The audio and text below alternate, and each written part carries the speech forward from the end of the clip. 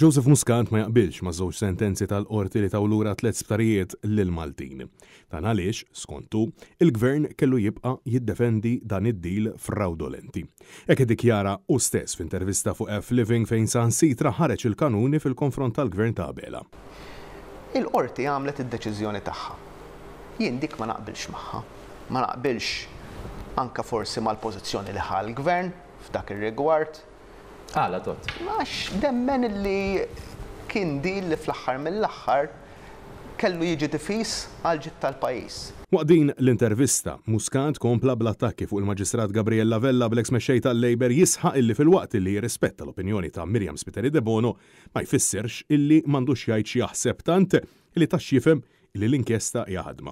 L-eks Prim Ministru ssokta bin-narrattiva li huwa vittma ta' vendetta politika u żufjetta bl-akkużi li qed iħabbat wiċċu magħhom tant illi qabbel lilu nnifsu mal-kap tal-mafja ta' Corleone.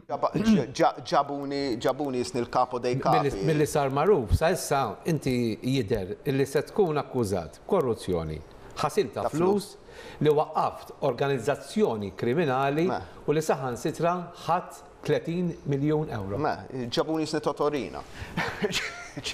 Muscat ħareċ u għall-eks Ministru issa Gvernatur tal-Bank Ċentrali Edward Cicluna kif iddeskrivih bħala onest.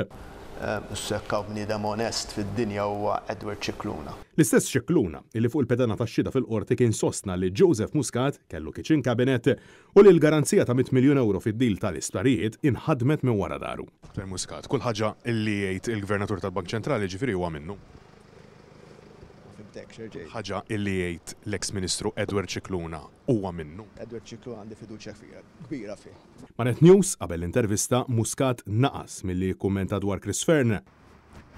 Dr. Muscat, id-Deputat Prim Ministru Chris Fern għandu jagħmel bħalek.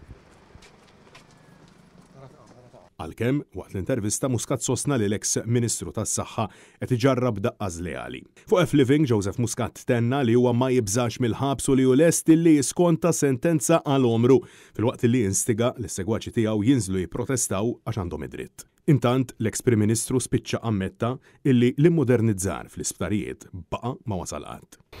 Bl-istess ħin fl-istess mod illi l-isptar Fawdex jiġi modernizzat. Iva, ma ġiex modernizzat. Iva, fuq Karen Grek ma sarux l-affarijiet li kien hemm bżonn. Nerġa' ngħid, dan ma sarux 3 problemi.